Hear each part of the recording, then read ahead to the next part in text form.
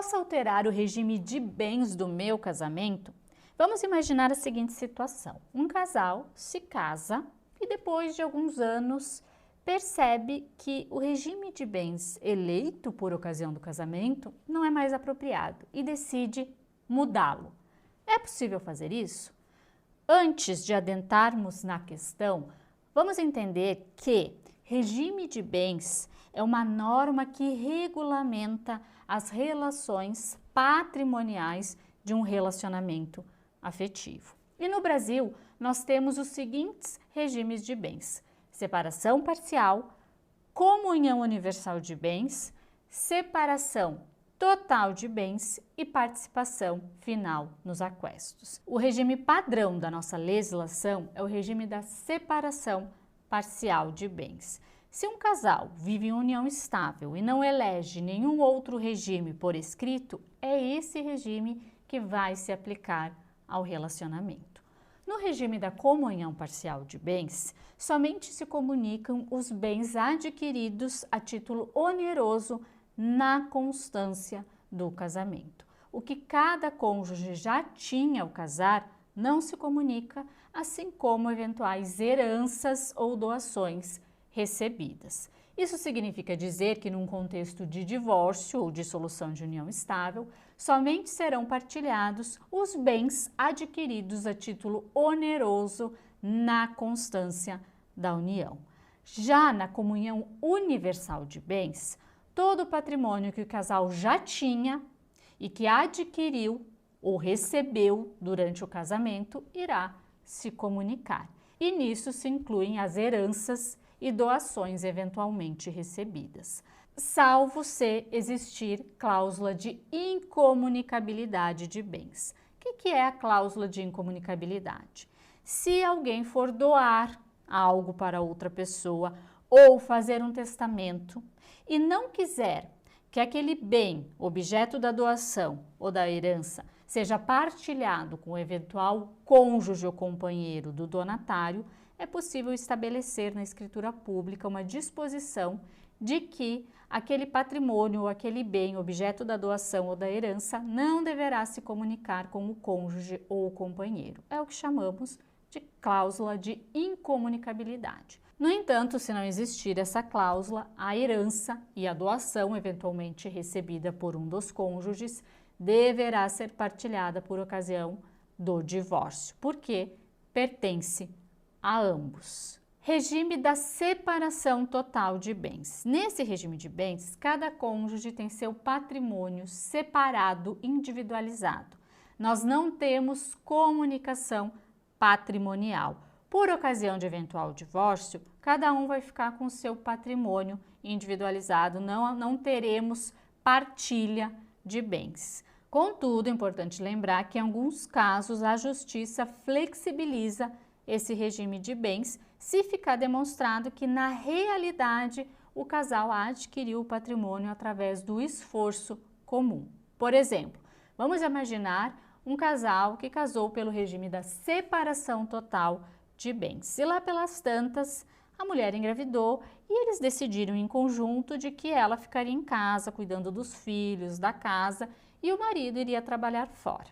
Durante os anos de casamento, o marido adquire patrimônio. A mulher não adquire absolutamente nada, afinal de contas ela trabalha no lar, em casa, auxiliando os filhos, auxiliando o marido. Por ocasião do divórcio, essa mulher não vai ter direito, via de regra, a absolutamente nada do patrimônio adquirido pelo marido. Contudo, inegavelmente, ela participou da construção desse patrimônio, pois enquanto o marido saía para trabalhar, ela cuidava dos filhos, que também são dele, e cuidava da casa, cuidava das roupas, da comida. Portanto, inegavelmente, ela participou da construção do patrimônio. Nesses casos, é possível que a justiça flexibilize o regime da separação total de bens e determine a partilha do patrimônio ou de parte dele. Nós temos também o regime da separação obrigatória de bens. Na separação obrigatória de bens, a lei exige que algumas pessoas adotem obrigatoriamente esse regime, que são pessoas que se separaram de outros relacionamentos e não fizeram a partilha de bens e pessoas maiores de 70 anos.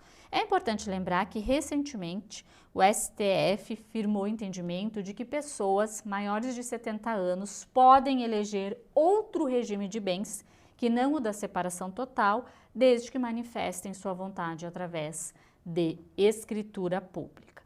E a essência do regime da separação obrigatória de bens é basicamente a mesma da separação total convencional de bens, ou seja, cada um tem o seu patrimônio individualizado e nós não temos ali a confusão patrimonial. A única diferença é que na separação obrigatória de bens, o cônjuge não é herdeiro, e na separação convencional total de bens, o cônjuge é herdeiro. E por fim, temos o regime da participação final nos aquestos. Nesse regime de bens, cada parte tem seu patrimônio separado, individualizado, e pode fazer o que bem entender sem a autorização do outro cônjuge. Contudo, por ocasião de eventual separação, é feito um balanço dos bens adquiridos a título oneroso na constância do casamento e com base nisso é feita a partilha de bens. O que cada cônjuge já tinha ao casar não se comunica, assim como eventuais heranças ou doações recebidas. Mas afinal, tem como alterar o regime de bens? A resposta é sim.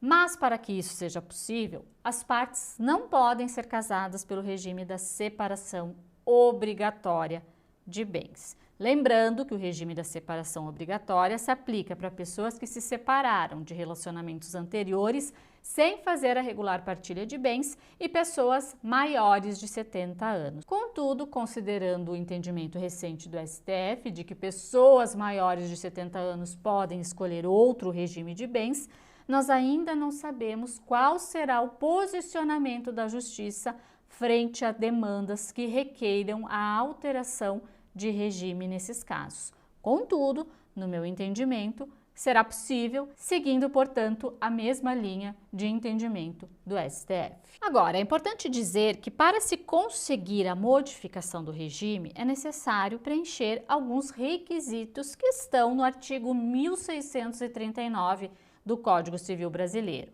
1. Pedido formulado por ambos os cônjuges. Para alterar o regime de bens, ambos os cônjuges precisam estar de acordo. 2. Autorização judicial. Não é possível fazer o pedido de alteração do regime de bens no cartório, por exemplo. É necessário do provimento judicial. Então, um advogado deverá fazer o pedido e apresentar para a justiça analisar. 3. Indicação dos motivos relevantes, ou seja, qual a justificativa para o pedido de alteração do regime de bens? E 4, e mais importante, inexistência de prejuízo aos próprios cônjuges e a terceiros. Esse último requisito ele é o mais importante, porque não raramente casais buscam a alteração do regime de bens tão somente para lesar terceiros, para burlar dívidas e credores, ou até mesmo eventual sucessão, ou seja, por ocasião da morte de um dos cônjuges, evitar que certa parcela ou todo o patrimônio seja partilhado entre os herdeiros. E um exemplo clássico é alterar o regime da separação parcial de bens para a separação total de bens. Por isso, a Justiça tem muito cuidado nessas análises e exige que o casal apresente todas as negativas de débitos estaduais, municipais, federais, bem como de INSS do seu domicílio, certidões de tabelionatos e protestos e dos órgãos de proteção ao crédito. Havendo credores, o juiz poderá intimá-los para se manifestar a respeito do pedido de alteração do regime de bens para resguardar o direito dos credores. Uma vez concedido o pedido de alteração do regime de bens, deverão ser expedidos mandados para o registro civil, para alterar na certidão de casamento do casal o regime, bem como para o registro de imóveis, para fazer constar nas matrículas dos imóveis dos cônjuges a alteração de regime, e se um dos cônjuges for empresário, também é necessário encaminhar um ofício para o Registro Público de Empresas Mercantis para alterar o regime de bens do sócio que requereu a alteração judicialmente. E a alteração do regime de bens retroage? O entendimento do STJ é que, se a retroatividade for benéfica para a coletividade, é possível sim que retroaja. Isso significa dizer que é como se aquele casamento sempre tivesse sido celebrado pelo regime que se alterou posteriormente. Por exemplo, se o casal era casado pelo regime da separação total de bens e decide alterar para o regime da comunhão universal de bens, essa alteração inegavelmente é benéfica para a coletividade e, portanto, o regime de bens irá retroagir.